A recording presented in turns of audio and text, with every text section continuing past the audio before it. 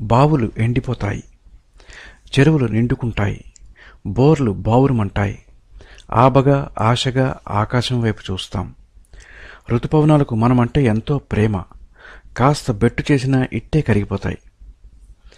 వద్దని చెప్పేదందాకా వానలు కురిపిస్తూనే ఉంటాయి. ఇంకేముంది, రోడ్లన్నీ జలమయమైపోతాయి. లోతట్టు ప్రాంతాలు మునిగిపోతాయి. వంకలు వాగులు పొంగి పొర్లుతాయి. జలాశయాలు నిండుకుండలవుతాయి. నీటి సమస్య తీరినట్టే అనిపిస్తుంది. ఆ ముచ్చట 3 నాళ్లే. వేసవి వచ్చి రాకముందే కష్టాలు మొదలు. ఏ ట్యాంకర్ల మీదో ఆధారపడాల్సిన పరిస్థితి. పల్లెల్లో కూడా మంచినీళ్లు కొనాల్సిన దుస్థితి. శాశ్వత సమస్యకు తాత్కాలిక పరిష్కారాలతో సరిపెట్టుకున్నంతకాలం జల సంక్షోభాలు తప్పవు. అన్నింటికంటే ముందు మనం చేయాల్సిన పని వాననీటిని సంరక్షించుకోవడం. 90% పైగా వర్షపు నీరు వృధాగా పోతోంది, సముద్రంలో కలుస్తోంది. అందులో 0.5% వాడుకున్న పంటలు ఎండవు, గొంతులు మండవు. అది వ్యక్తి స్థాయిలో ప్రారంభం కావాలి. మనింట్లోనే మొదలు కావాలి.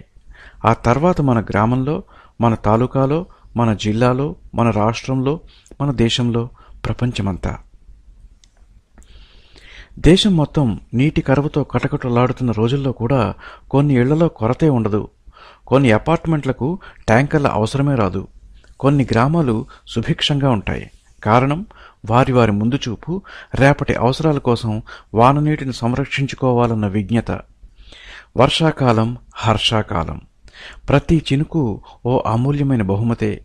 ఆ వరాల మూటను జాగ్రత్తగా దాచుకోవాలి, అవసరమైనప్పుడే వాడుకోవాలి. ఇల్లంటే ఎలా ఉండాలో ఆ ఇంటిని చూస్తే అర్థమైపోతుంది. మండు వేసవిలో కూడా దండిగా నీళ్లు. ఇరుగు పొరుగు బోర్లన్నీ మొరాయిస్తున్నా ఆ గొట్టంలో మాత్రం జలధార. ఆ ఇంట్లో కూరగాయలకు కొదవలేదు, పూలకు కొదవలేదు, పండ్లకు కొదవలేదు. అన్నీ ఉన్నాయి కాబట్టి ఆరోగ్యానికి కొదవలేదు. ఇంతకు మించి ఎవరైనా ఏం కోరుకుంటారు? ఇన్ని భాగ్యాలకు మూల కారణం నీరు. ఆ ఇంటి పేరు జియో హౌస్, అంటే భూదేవి నిలయం. హైదరాబాద్లోని నాగోల్లో ఉంది. కేంద్ర ప్రభుత్వ మాజీ ఉద్యోగి లక్ష్మీనారాయణ 13 ఏళ్ల క్రితం ముచ్చటపడి నిర్మించుకున్నారు ఆ ఇంటిని. ఎవరైనా ఇండిపెండెంట్ ఇల్లు కట్టుకోవాలంటే ఏం ఆలోచిస్తారు? ఆలోచించడానికేముంది? ఎన్ని పడగదులు వస్తాయి, ఎంత పెద్ద హాలు వస్తుంది, ఎంత విశాలమైన కిచెన్ వస్తుంది అనేగా. ఒక అంగుళం ఖాళీగా ఉన్నా అయ్యో వృధా అయిపోయిందే అని బాధపడిపోతారు. లక్ష్మీనారాయణ మాత్రం తన ఇంటికి 4 వైపులా కొంత జాగా వదిలారు. 4 దిక్కులా ఇంకుడు గుంతలు నిర్మించారు. ఎంత పెద్ద వర్షం వచ్చినా నీళ్లన్నీ భూమిలోకి వెళ్లాల్సిందే. బయటకు పారే అవకాశమే లేదు. పాత సామాన్లతో, విరిగిన ఫర్నిచర్తో నింపేయకుండా డాబా శుభ్రంగా పెట్టుకున్నారు. డాబా మీద పడిన వర్షపు నీరు కిందికి పారడానికి పైపులు అమర్చారు. వాటిని వడపోయడానికి ఓ వ్యవస్థను ఏర్పాటు చేశారు. ఆ నీరు నేరుగా ట్యాంకులో చేరిపోతుంది. మొక్కలకు, ఇల్లు కడగడానికి అవే వాడతారు. 4 వైపుల నుంచి రీఛార్జ్ చేయడం వల్ల భూగర్భ జలాలు పుష్కలంగా ఉన్నాయి. ఎండాకాలంలోనూ బోరు ఎండిపోదు. పచ్చని చెట్లున్నాయి కాబట్టి ఏసీతో పనిలేదు. ధారాళంగా గాలి వెలుతురు ప్రసరిస్తాయి కాబట్టి పగటిపూట్ల లైట్లు వేసుకోవాల్సిన అవసరమే ఉండదు. ఎంత విద్యుత్ ఆదా! పర్యావరణానికి ఎంతో మేలు చేసిన వాళ్ళం అవుతాం. వాతావరణం పరిశుభ్రంగా ఉంటేనే ఋతువులు గతి తప్పవు. పుష్కలంగా వర్షాలు కురుస్తాయి. ఆ ఇంటి యజమానికి కూరగాయల ధరలు తలుచుకుని భయపడాల్సిన అవసరమే ఉండదు. పెరటి పంటలు మహారుచి. నిజం, నా ఇల్లు నాకు స్వర్గంలో అనిపిస్తుంది. 5 స్టార్లో హోటల్లో బస చేసినా ఇంత హాయిగా ఉండదు అంటారు లక్ష్మీనారాయణ. ఆ కేంద్ర ప్రభుత్వ మాజీ ఉద్యోగి స్వచ్ఛంద పదవీ విరమణ తీసుకుని పేదరికం, హెచ్ఐవి, నిరుద్యోగం వంటి సామాజిక సమస్యలపై పోరాడుతున్న సంస్థలకు సలహా సేవలు అందిస్తున్నారు. ఏ సమాజంలో అయినా ప్రధాన సమస్య నీరే. నీరు లేకపోతే ఉపాధి ఉండదు, పేదరికం తాండవిస్తుంది, ఆరోగ్యం ఉండదు, వ్యాధులు ప్రబలుతాయి, పంటలుండవు, క్షామం రాజ్యమేలుతుంది. ప్రజల్లో అవగాహన పెరిగితే తప్ప నీటి సమస్యను పరిష్కరించలేం. ప్రతి ఒక్కరూ వాననీటిని నిల్వ చేసుకోవాలి. ఇంకుడు గుంతలు తవ్వి నేలతల్లి రుణం తీర్చుకోవాలి. ఇవన్నీ ఏ ప్రభుత్వాలు చెప్పవు, చెప్పినా ఎవరూ పట్టించుకోరు. అదే మన దురదృష్టం అంటారాయన. ఇంటింటి ప్రతిజ్ఞ. తప్పనిసరిగా ఇంకుడు గుంత, ఎంతో కొంత ఖాళీ జాగా, వర్షపు నీటి నిల్వ వ్యవస్థ, పచ్చదనానికి ప్రాధాన్యం, పొదుపుగా నీటి వాడకం. ఓ మోస్తరు పట్టణాలకు అపార్ట్మెంట్ సంస్కృతి విస్తరించింది. నివాస సముదాయాల్లో నీటి అవసరాలు ఎక్కువ. ఒక్క పూట బోరు మొరాయించినా గందరగోళమే. నీటి సమస్యను ఎలా అధిగమించాలి? జలవనరుల్ని ఎలా సంరక్షించుకోవాలి? హైదరాబాద్లోని సంజీవని అపార్ట్మెంట్ వాసులు సూచిస్తున్న పరిష్కారం ఇది. శాంతినగర్ పరిసరాల్లో మంచినీటి ట్యాంకర్ల సందడి కాస్త ఎక్కువగానే ఉంటుంది. చాలా అపార్ట్మెంట్లలో బోర్లు ఎండిపోయాయి. కుండపోతగా వర్షాలు కురుస్తున్న సమయంలోనూ నీళ్లు కొనుక్కోవలసిందే. సంజీవని అపార్ట్మెంట్ వాసులకు మాత్రం ఎప్పుడూ నీటి సమస్య లేదు. మున్సిపల్ నల్లా మొరాయిస్తుందేమో అన్న భయమూ లేదు. బోలెడంత నిశ్చింత. ఈ జల విజయం వెనుక ఎనర్జీ ఆడిటింగ్ నిపుణులు ఆర్ గోపాలకృష్ణ ఉన్నారు. తనే బిల్డర్ కావడంతో అపార్ట్మెంట్ నిర్మాణ సమయంలోనే వాననీటి సంరక్షణకు తగిన ఏర్పాట్లు చేశారు. మొత్తం 3 ఇంకుడు గుంతలు నిర్మించారు. దీనివల్ల వర్షాకాలంలో నేల రీఛార్జ్ అవుతుంది. డాబాపై కురిసే వర్షపు నీటిని నిల్వ చేయడానికి ఓ ట్యాంక్ ఏర్పాటు చేశారు. ఆ నీటిని మొక్కలకు, ఇతర అవసరాలకు వాడుకుంటారు. ఇప్పటిదాకా మాకు నీటి సమస్య లేదు, మండు వేసవిలో కూడా పుష్కలమైన జలధార అంటూ సగర్వంగా బోర్వైపు చూపిస్తారు గోపాలకృష్ణ. 5-6 ఏళ్ల క్రితం దీనికైన ఖర్చు 7-8 వేలు. అంటే ఇరుగు పొరుగు అపార్ట్మెంట్లో ఒక నెల ట్యాంకర్ బిల్లుతో సమానం. నిర్వహణ వ్యయము పెద్దగా ఉండదు. ఇన్నేళ్లలో ఓసారి పైపు మార్చాల్సి వచ్చింది అంతే. అప్పుడప్పుడు ఇంకుడు గుంతలోని ఇసుకను తీసి శుభ్రం చేయాల్సి ఉంటుంది. అయినా మనం పొందుతున్న ప్రయోజనం ముందు ఈ శ్రమ నామమాత్రం అంటారు సంజీవని అపార్ట్మెంట్ వాసులు. పుష్కలంగా జలవనరులు ఉన్నాయి కదా అని ఎవరూ నీటిని యథేచ్ఛగా వాడుకోరు. నా దృష్టిలో నీరు కూడా ఇంధనమంత అమూల్యమైందే, చాలా జాగ్రత్తగా ఉపయోగించుకోవాలి అని సలహా ఇస్తారు గోపాలకృష్ణ. జల సంరక్షణ ఉద్యమంలో ఆయన చురుకైన కార్యకర్త. అపార్ట్మెంట్ సంఘాలకు వాన నీటి సంరక్షణపై సలహాలు, సూచనలు అందిస్తూ ఉంటారు. ఫ్లాట్ కొనుగోలుకు బయానా చెల్లిస్తున్నప్పుడే ఇంకుడు గుంతలు, వాననీటి సంరక్షణ ఏర్పాట్లు తప్పనిసరిగా ఉండాలని నిబంధన పెడితే ఏ బిల్డరు కాదనడు. మన వాళ్ళు లప్పం ఫినిషింగ్ మీద, మొజాయిక్ ఫ్లోరింగ్ మీద పెట్టిన శ్రద్ధ నీటి మీద పెట్టరు. కొన్ని అపార్ట్మెంట్ సంఘాలు వాటర్ ఆడిటింగ్ వ్యవస్థను ఏర్పాటు చేసుకుంటున్నాయి. 4 సభ్యులు బృందంగా ఏర్పడి ప్రతి ఫ్లాట్లోనూ ఆకస్మిక తనిఖీలు చేస్తారు. నీటి వృధా, లీకేజీ అరికట్టడానికి ఇది ఉపయోగపడుతుంది. సాధారణంగా అపార్ట్మెంట్లలో వ్యక్తిగత బాధ్యత ఉండదు. దీంతో నీటి వినియోగం అధికంగా ఉంటుంది. వృధా కూడా ఎక్కువే. తప్పనిసరి పరిస్థితుల్లో మీటర్ల ఏర్పాటే శరణ్యం. దీనివల్ల తొలి దశలో ఖర్చు ఎక్కువైనా వాడకాన్ని బట్టి నీటి బిల్లు చెల్లించాల్సి ఉంటుంది. కాబట్టి సభ్యులు పొదుపుగా వాడుకునే ప్రయత్నం చేస్తారు. చాలా అపార్ట్మెంట్లు రీసైక్లింగ్ టెక్నాలజీని ఉపయోగించుకుంటున్నాయి. ఆ నీటిని చిన్నా చితకా అవసరాలకు వాడుకుంటున్నారు. పల్లెంతా చేయి కలిపితే ఏమవుతుంది? పాతాళ గంగ అయినా దిగొస్తుంది, ఆకాశ గంగ అయినా ఉరికొస్తుంది. నమ్మకం కలగడం లేదా? హివ్రే బజార్ ప్రజల విజయగాథ చదవండి. మహారాష్ట్రలోని హివ్రే బజార్ అన్ని పల్లెల్లాంటిదే. కరువు కాటకాలు వేధించేవి, క్షామాలు బాధించేవి. అన్నిటినీ మించి నీటి సమస్య. తాగడానికి గురుకెడు నీళ్లు దొరకని పరిస్థితి. హివ్రే బజార్ మహిళలు ఖాళీ బిందెలు పట్టుకుని మైళ్లకు మైళ్లు నడిచేవారు. అంత దూరం వెళ్లినా నీళ్లు దొరుకుతాయన్న భరోసా లేదు. ఓ వానకాలం చినుకు కాస్త వానైంది, వరదైంది. అరుగు మీద కూర్చుని అదంతా గమనిస్తున్నారు ఆ ఊరి సర్పంచ్ పోపట్రావు. ప్రకృతి పెద్ద మనసు చేసుకుని ఇన్ని నీళ్లు ఇస్తోందే, మనం అందులో కొంతైనా నిల్వ చేసుకుంటున్నామా?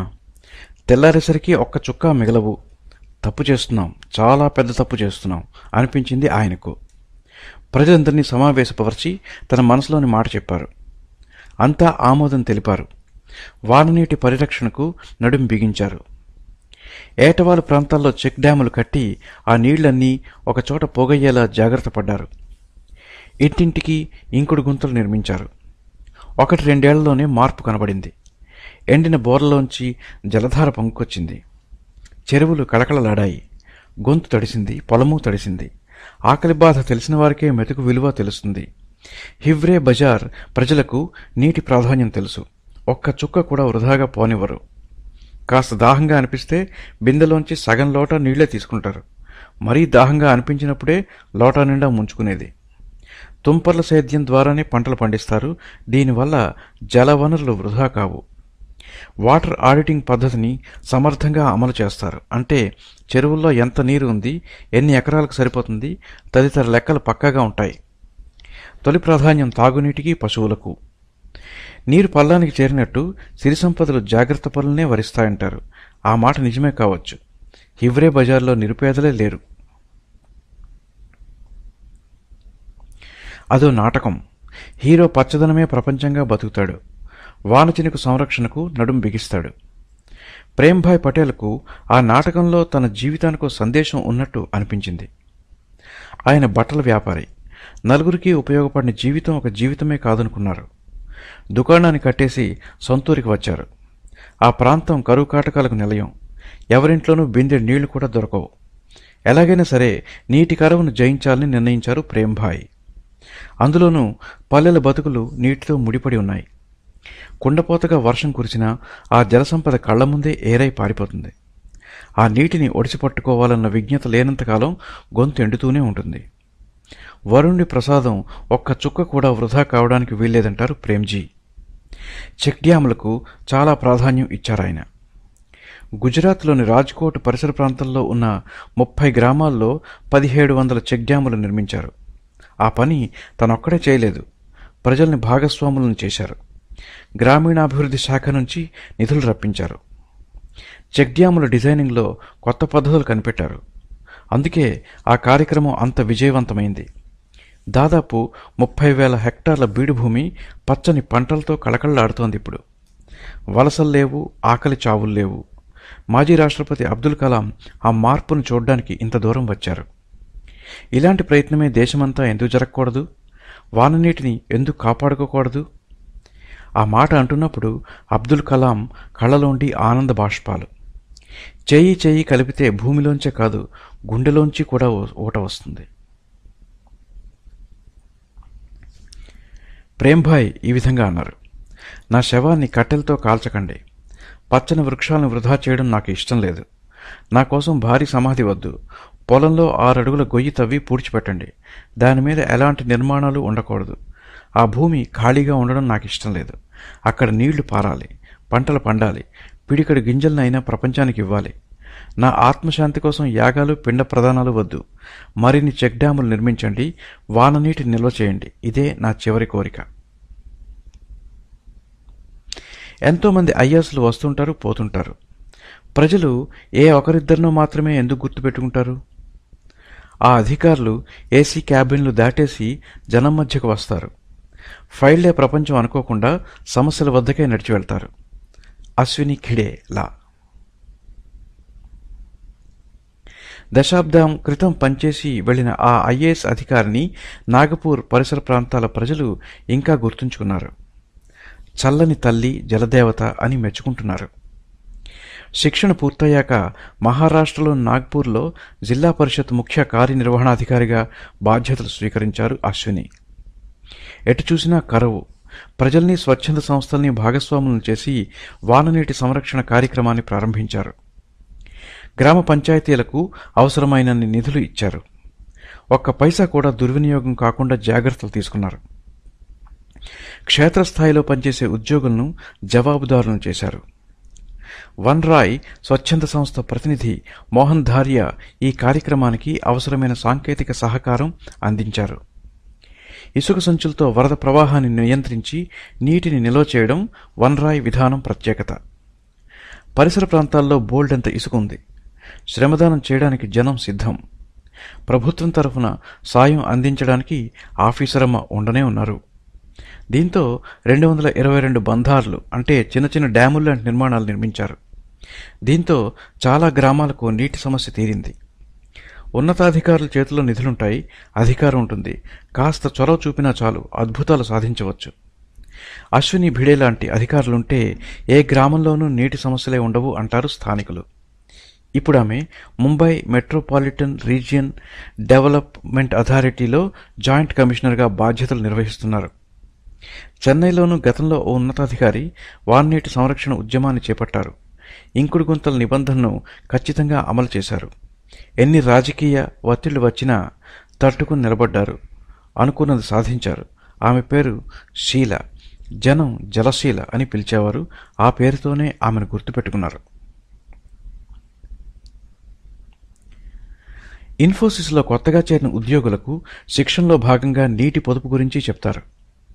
దాదాపు అన్ని ఇన్ఫోసిస్ ఆవరణల్లోనూ ఇంకుడు గుంతలు ఉన్నాయి. శుద్ధి చేసిన నీటిని ఉద్యానవనాలకు, ఇతర అవసరాలకు వినియోగిస్తారు. నీటిని సాధ్యమంత పొదుపుగా వాడుకోవాలన్నది ఇన్ఫోసిస్ జల విధానం. బాత్రూముల్లో నల్లాల్లో ప్రవాహ వేగాన్ని నియంత్రించారు. సాధారణంగా అయితే నిమిషానికి 9 లీటర్ల నీళ్లు రావాలి. కానీ ఈ పద్ధతిలో 4 లీటర్ల కంటే ఎక్కువ వచ్చే అవకాశమే లేదు. ఇలాంటి ఏర్పాట్ల ద్వారా ఒక్క మైసూరు క్యాంపస్లోనే నీటి వినియోగాన్ని 30% తగ్గించారు. మంగళూరు క్యాంపస్లో సహజ సిద్ధమైన తటాకాలున్నాయి. వాననీటి నిల్వకు అవి ఉపయోగపడుతున్నాయి. హైదరాబాద్ కార్యాలయంలో అయితే ఉదయం నుంచి సాయంత్రం దాకా విద్యుత్ బల్బుల అవసరమే లేదు. ధారాళమైన వెలుతురు. వాననీటిని సద్వినియోగం చేసుకోవడానికి తగిన ఏర్పాట్లున్నాయి. వాననీటి సంరక్షణకు కృషి చేస్తున్న వ్యక్తులున్నారు, సంస్థలున్నాయి, గ్రామాలున్నాయి, అపార్ట్మెంట్ సంఘాలున్నాయి, అధికారులున్నారు, సామాన్యులు ఉన్నారు. కానీ ఒక్క రాజకీయ నాయకుడు కూడా కనిపించడు. నాయకులకు విజ్ఞప్తి: మన దేశంలో గుడులకు కొదవలేదు. వీధికో దేవాలయం ఉంది. గుడి గుడికో ఇంకుడు గుంత పథకాన్ని ప్రవేశపెట్టండి. ఊరికో బడి ఉండే ఉంటుంది. బడి బడికో ఇంకుడు గుంత కార్యక్రమాన్ని ప్రచారం చేయండి. మొక్కలున్నా లేకపోయినా పార్కులంటూ ఉన్నాయి. పార్కులో నీటి సంరక్షణ వ్యవస్థను అమలు చేయవచ్చు. ఆట మైదానాలు, ప్రభుత్వ స్థలాలు సద్వినియోగం చేసుకోండి. కావాలంటే ఆ పథకానికి మీ పార్టీ దివంగత నేతల పేరు పెట్టుకోండి. పక్కనే మీ ఫోటో కూడా వేసుకోండి. మాకేం అభ్యంతరం లేదు. పాఠ్యపుస్తకంలో ఎన్ని పాఠాలున్నా అశోకుడు చెట్లు నాటించెను, చెరువులు త్రవ్వించెను అన్న పాఠమే ఎప్పటికీ గుర్తుండిపోతుంది. ఎంతోమంది తెల్లదొరలున్నారు. కాటన్ దొరనే తలుచుకుంటాం. ఎంతోమంది రాజులున్నారు. భగీరథుడినే గుర్తు చేసుకుంటాం. ఎంతోమంది ఇంజనీర్లున్నారు. విశ్వేశ్వరయ్య పేరే అందరికీ తెలుసు. ఈ జాబితాలో చేరడానికి ఇదో మంచి అవకాశం. చరిత్రలో నిలిచిపోతారో కలిసిపోతారో మీ ఇష్టం.